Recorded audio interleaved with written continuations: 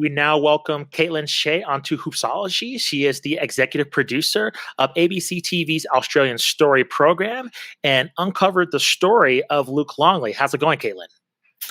Great. Thanks for having me, guys. Thanks for coming on to the show. And as we're talking about off air, Matt and I were natives of Albuquerque, New Mexico. And as you know, Luc Longley was a huge member of the New Mexico Lobos back in the 80s and kind of in the early 90s, and has like a soft spot in our hearts. So your documentary, along with just going over the entire basketball career and his post-career of Luc Longley, uncovered a lot of just great footage of the Lobos back in the 80s, which, Matt and I, we've never seen before. So that was cool to see. Before we tackle that, I wanted to ask you, Caitlin, when you were first handed this assignment and just, coming up with just the game plan in terms of formulating this story, what was going through your mind? What was kind of the layout in terms of how this all came together?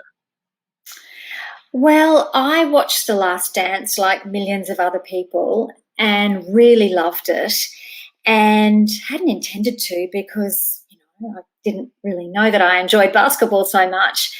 And just at some point I recognized that guy, that tall red-headed guy. That's that Australian Luc Longley. And I hadn't thought about him for decades, to be honest. He was kind of a big deal in Australia, but because it was the 90s and he was in Chicago, we didn't really have the internet like we have now. And I don't even think you could watch the games in Australia. Someone tells me that you had to buy the VHS recordings or something like that. He was well known, but he was in a different kind of league, someone that we didn't quite relate to that well. And then I think the way his career ended, that he just kind of came back to Australia, slipped under the radar and didn't make a big deal about himself. We'd kind of forgotten about him. So I watched The Last Dance and went, I'm interested in that guy. I'm interested in that guy's story. He isn't featured in The Last Dance. I'm going to see if he's got a story to tell. So I got our researcher, Vanessa, to track down a number for him. I didn't realize at that stage that he had been overwhelmed with media coverage of people saying to him, "Why aren't you in The Last Dance? This is outrageous." He'd actually changed his phone number. He'd been swamped by that. And it'd taken quite a few months to kind of go, do I want to tell my story? What is my story? And what's the best vehicle for that? So I came along, a few months after that wave had swept through and just quite naively said, "Hi, I work with Australian Story. We have a really good reputation in Australia. We produce half an hour of really high quality content every week that goes to air on ABC TV, which is a bit like the BBC, the national broadcaster. It's funded out of taxpayer dollars. And we have a real reputation of producing high quality content, but also treating people with real respect." So in many ways, I think he'd been waiting for Australian Story to call him. So I come along and say, would you be interested? And from that first conversation that we had way back in July 2020, he just told me this story. He just took the floor over the Zoom link and just told me this story about this really gentle alternative giant of a man who just happened to be really coordinated and good at basketball, who'd kind of stumbled into basketball, ended up being really good at it. But the higher he went, had to change his personality to fit in. And then he ends up in the Bulls with Michael Jordan and the unique personality that is Michael Jordan, and has to really change himself. And then he realizes that all those changes that he made once his basketball career was over, maybe they didn't quite fit well with him, and he has to spend a lot of time unlearning that stuff to kind of become this full circle story of coming back to the person that he was before he started that journey. So as a storyteller and somebody who loves people's stories, not necessarily sports stories, that just appealed to me on so many levels. It was a full circle. It had beginning, a middle, and end. It had the unique personalities of Scottie Pippen, and Scottie will do a story. Pip will do a story. I'll do an interview with you, Luke says. Yes, Steve, he's still one of my best friends. He'll do a story. Oh, Phil Jackson, he's my mentor. He's like a father to me. He'll do an interview with you. It's just like, oh my goodness, all these really, really big names that would come on board to help tell Luke's story. And it was like, yeah, I think if I ask Michael Jordan, Michael will probably do an interview with you as well. So for me, as a long-term storyteller, somebody who's been making narrationless television for 25 years, it was really appealing on so many levels. And the game plan, which was the point of your original question, was just to knock off these interviews as quickly as we could. But of course, COVID intervened. And the COVID experience in Australia is very different to the COVID experience that you guys have had in the States. So that really made things very, very difficult. What were the particular challenges that you encountered, COVID related and not COVID related, just in terms of the interviews that you were able to get? Because just listening to the behind the scenes of The Last Dance, I know, for instance, Phil Jackson, he was really hard to get an interview with, even though they actually scheduled that time. I mean, he wasn't the most friendliest, I think, getting that interview for the Last Dance documentary, but it seemed like it was completely easy with you guys getting that interview. So what was it like, conducting those interviews with those players, especially since they've already kind of been through it already with The Last Dance? Yeah, well, look, I think Phil was the first person I contacted, and Luke gave me his phone number. So I sent him a text and he was like, yeah, sure thing. And I think we spoke the next day, and we spoke for a long time, and he was completely on board, completely. I didn't have any trouble at all. It was just a matter of me actually coming back to him with a time and place for that interview. And what had happened was that what makes it difficult in Australia is probably what you guys don't realise is we're a country with many different states. And every state, I'm in Queensland, Luke's in Western Australia. And really quickly on, Western Australia in particular just slammed shut its border. If you were from any other state, you were not allowed in there. And I didn't want to do interviews with other people, Phil and Steve and co, or anybody really, until I'd done that main anchoring interview with Luke, until I knew how far Luke was prepared to go on camera. Just seems disrespectful, really, that you have to do that. But that border was closed and I just could not physically fly in there. And we had a point, I think, in January where finally those borders were open. Don't forget that we had our first conversation in I think it was July 2020. January 2021, those borders were now open. But then where I live got caught up in this short-term lockdown, and Western Australia slammed shut the borders again. And then there was another opportunity to go and interview Luke in Western Australia. But his wife became very sick. So it was just all these obstacles. But finally, we worked out a plan. I think it might have been about February that he was allowed to fly into Brisbane. I couldn't fly over there, but he could come to Queensland where I live.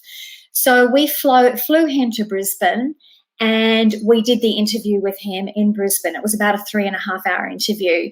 And then he was flying down to Melbourne to work with the basketball team that he works with, the Sydney Kings. And then I was able to fly down to Melbourne and do a little bit more filming with him. That scene of him and his daughter watching The Last Dance on television, the scene of him training with the Sydney Kings. So I would always text Luke and say, I've got 500 pieces of the 10,000 piece jigsaw puzzle that we're building.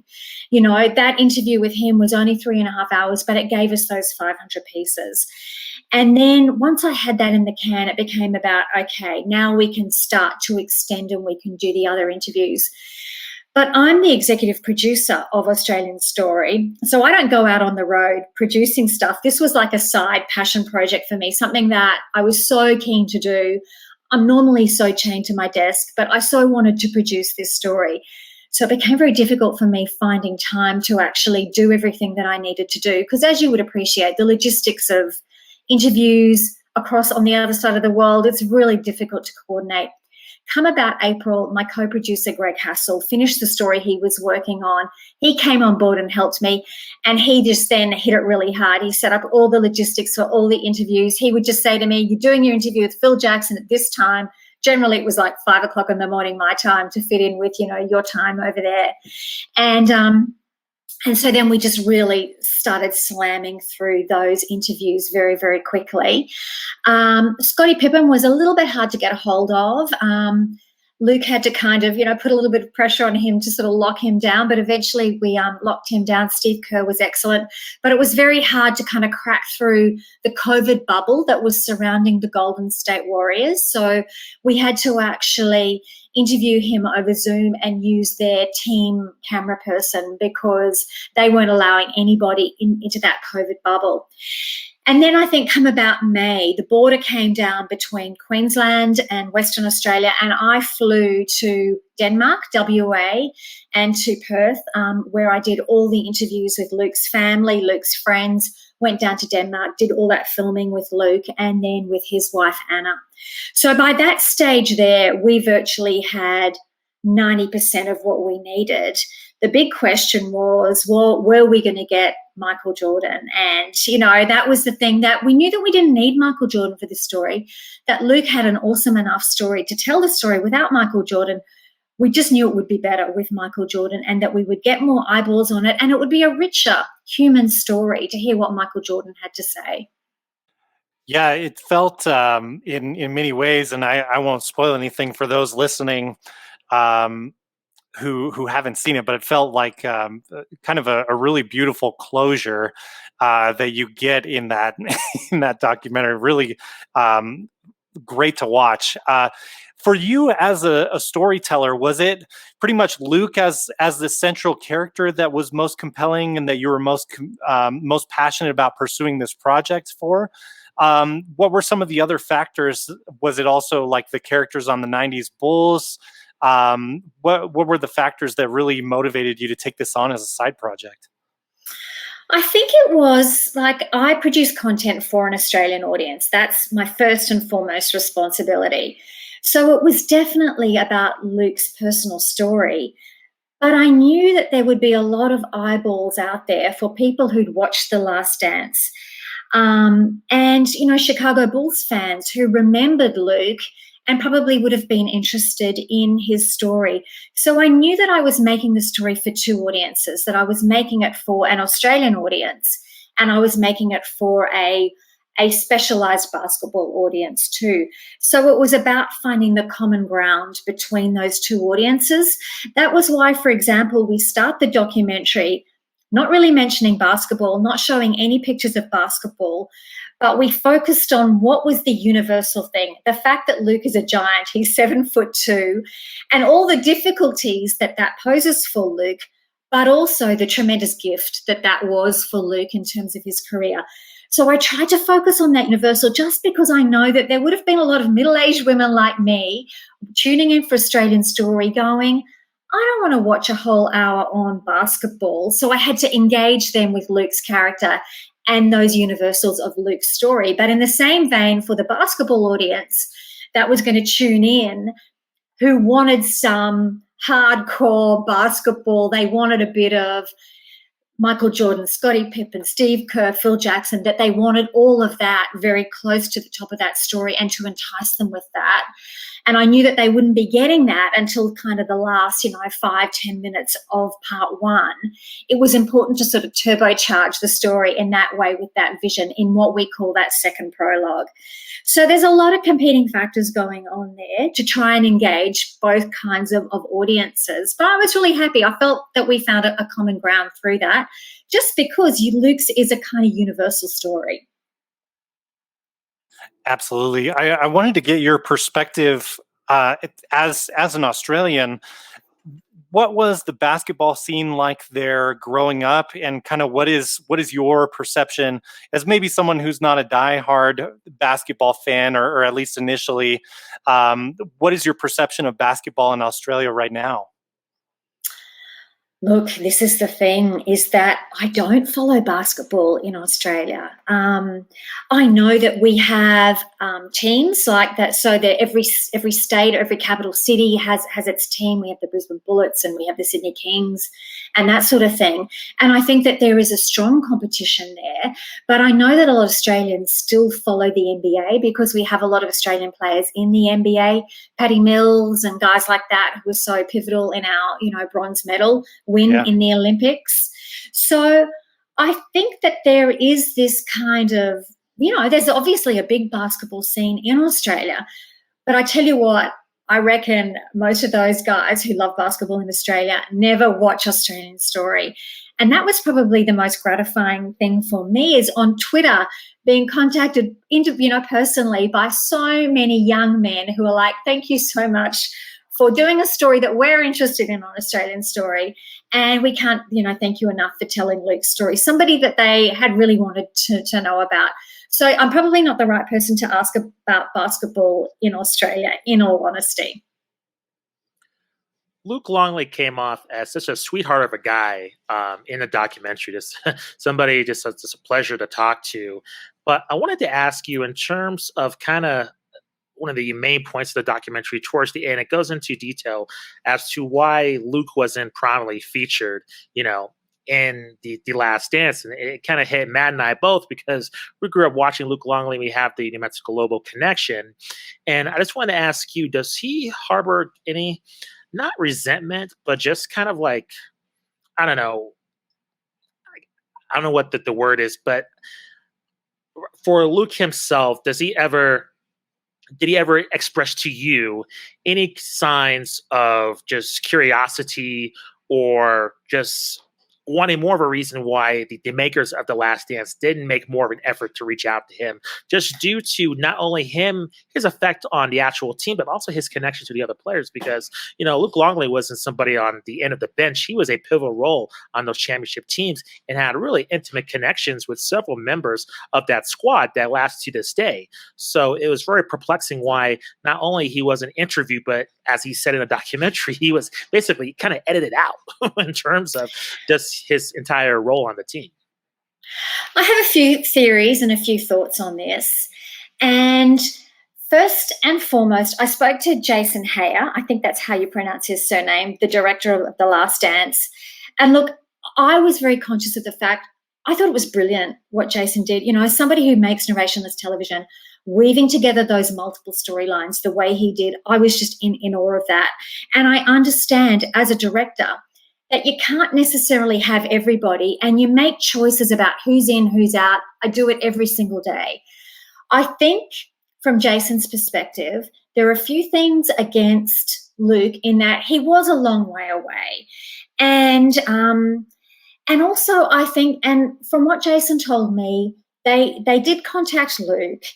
And, this is typical Luke. Luke was like, yeah, sure, I'll be involved. But he wouldn't have been jumping out of his seat to be involved. He's a really, really modest man. He is not somebody who wants to kind of push himself in front of the camera. He just would have been, he would have been too cool for that. So I just feel like Jason wouldn't have got, I think, a hyper enthusiastic response from Luke. I think Luke wanted to be in it.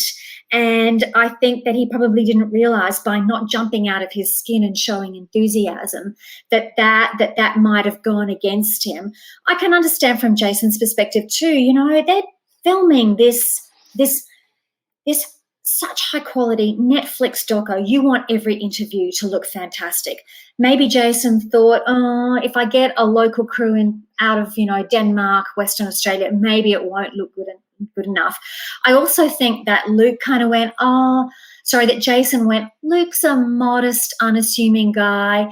He probably won't light up the screen with what he's got to say. He probably won't be what we call in the business good talent.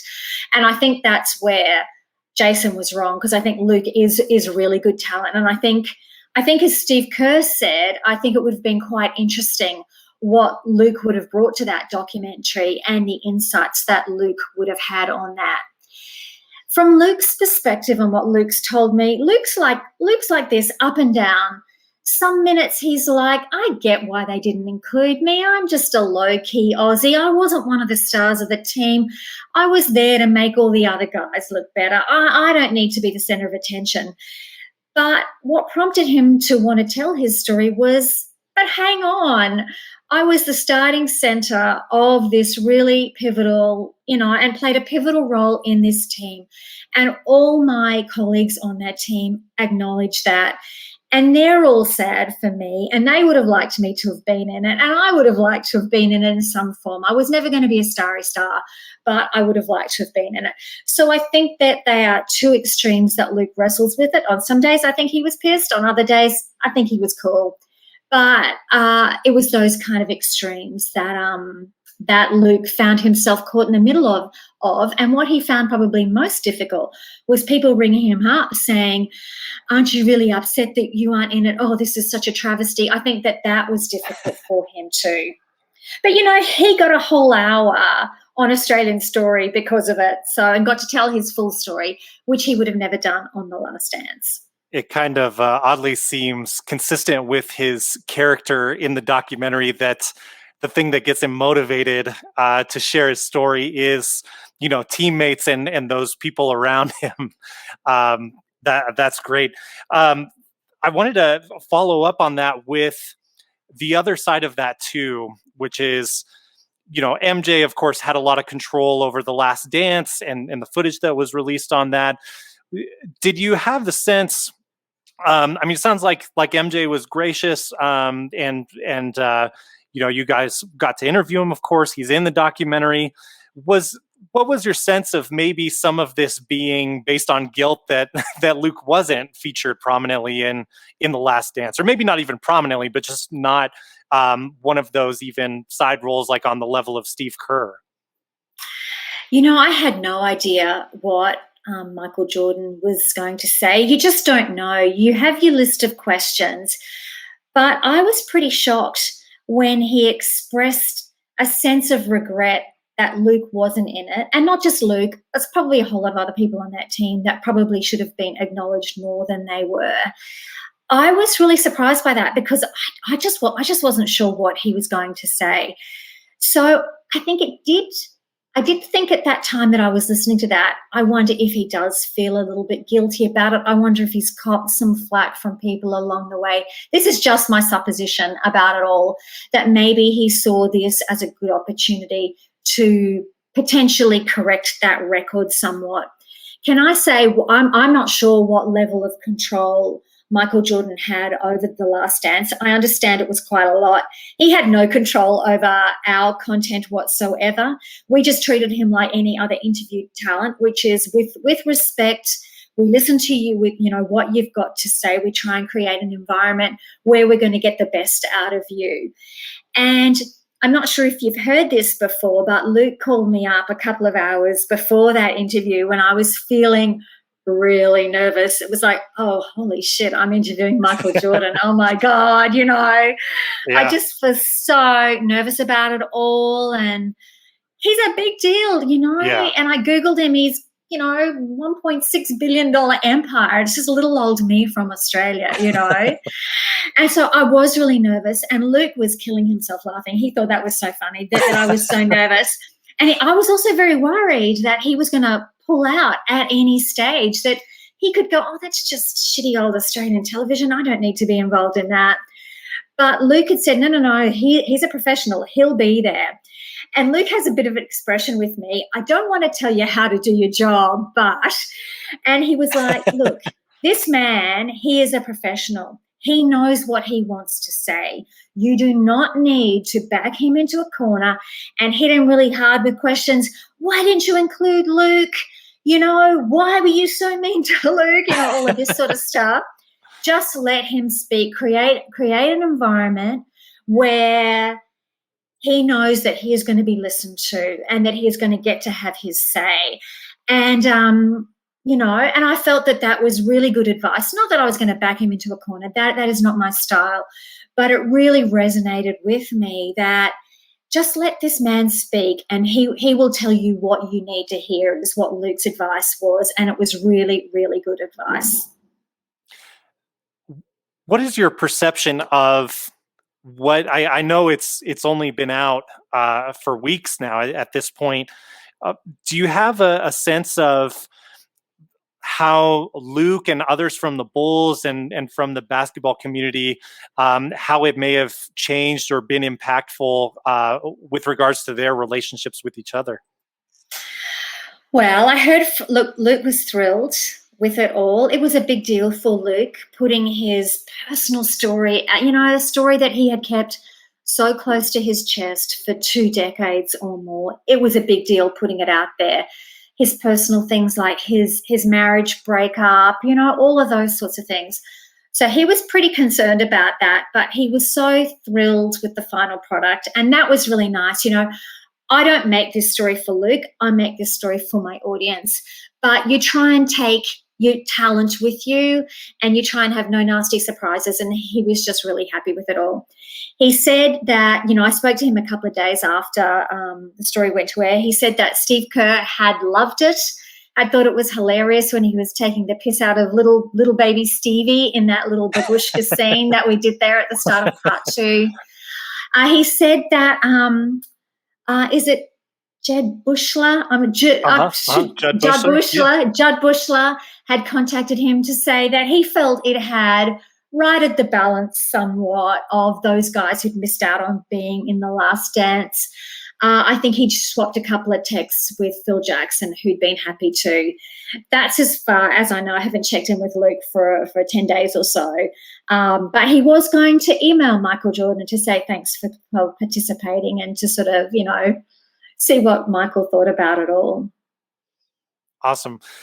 In interviewing all these players and coaches and people involved in Luke's career, what's kind of your sense of the camaraderie between these guys in the sports world? I mean, I think clearly it seems between MJ and Luc Longley, like they have this sort of brothers in arms, so to speak, kind of relationship with each other. But what's kind of your sense in the camaraderie that maybe this NBA lifestyle brings among these men? I thought it was so telling, and a lot of people said this on Twitter, that the fact that Scotty and Phil and MJ, and Steve were all prepared to do an interview with Australian television about Luke, to give up their time when they're all busy guys. I think it showed so much about the respect that Luke is held in, how much that they love him as a friend, but also how much they respected him on the court. And I thought that spoke volumes. What I liked about our story, which I didn't get in The Last Dance, was that sense of they were in the middle of this iconic franchise, I think Steve Kerr calls it. Mm-hmm. But here they were. You saw them socializing. You saw them having Christmas Eve dinner together, and you saw that social interaction that they had, that they only had each other and their families in the midst of that crazy time that they were going through, and how much they relied on each other for that social connection too. Michael Jordan wasn't a part of that, and I spoke to Michael Jordan about that, but I thought that spoke volumes too, and I think it's really pivotal in that last answer of Michael Jordan's.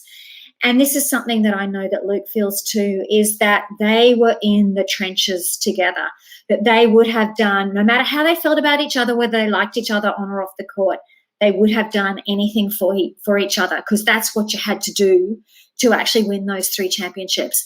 And I thought that connection came across loud and clear, and I thought that was a really interesting part of our story.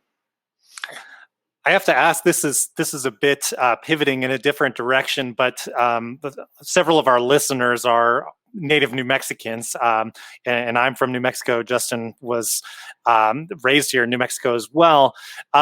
Did you get any sense of Luke's feelings towards the state of New Mexico? I mean, I know there are parts in the documentary which I think are completely accurate, that I believe it's one of his brothers, kind of mentions Luke as a big fish in a small pond, which I think is 100% accurate. He, for a while there, maybe even still to present day, was the leading scorer for the New Mexico Lobos in the school's history. Did you get any further perspective, maybe that wasn't in the documentary, towards how Luke felt about New Mexico? Oh, he just loved it. I just think he felt so much fondness for it. It was a really, really pivotal time in his life. He just absolutely loved it. And he was so keen for us to make a really big deal about that part of his life. And he was thrilled at how long we spent on the Lobos days as part of his career, because it was so important for him at that time. That was where he learnt so much. And he talks about, beating himself into shape to become the person that they needed him to be.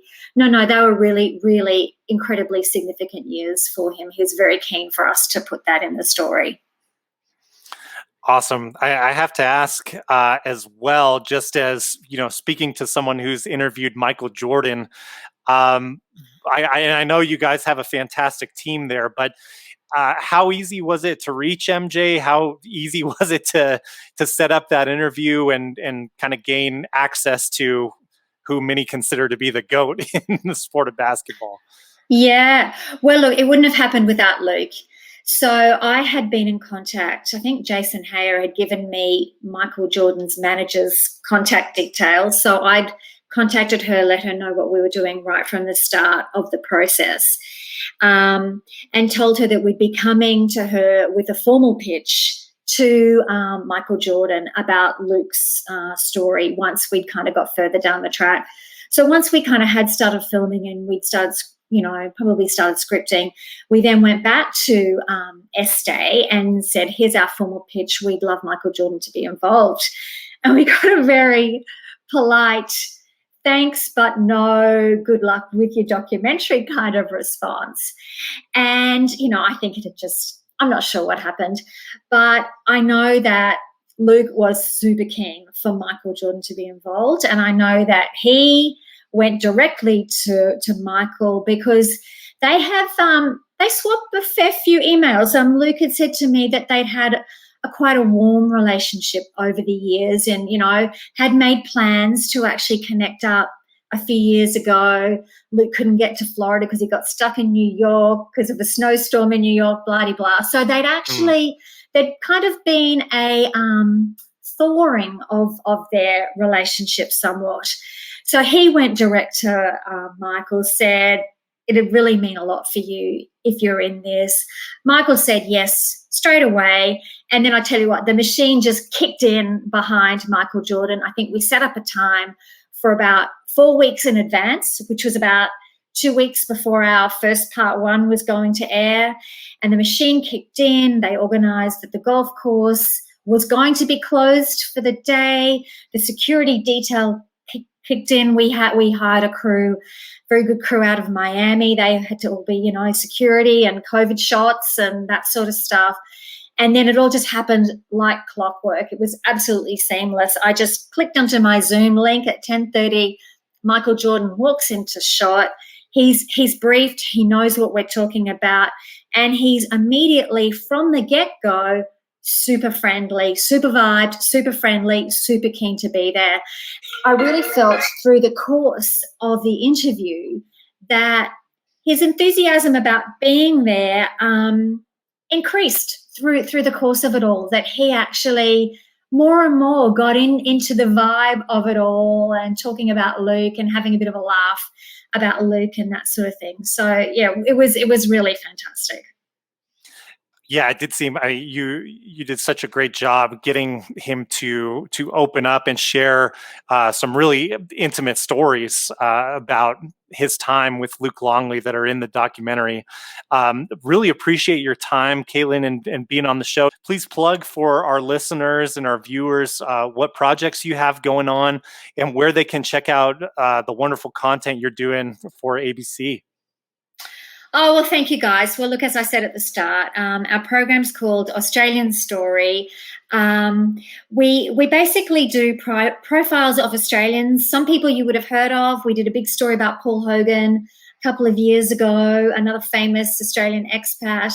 Often they're just kind of, people that you would have never heard of, but always people with really extraordinary stories to tell. So people can, check out our YouTube channel. All of our programs from the last few years or so are on the ABC TV in-depth YouTube channel. So just look for Australian Story and you'll find plenty of content there. Awesome. Well, again, thank you so much, Caitlin. Really appreciate your time. And I would say congratulations on that fantastic production with that documentary. And I really mean that. I was super impressed by it. So thank you so much again. And we will look forward to keeping an eye on your content. Well, many thanks for your time. I really enjoyed talking about this story. It was a passion project for me. So I'm very, very happy to talk about it. Thank you.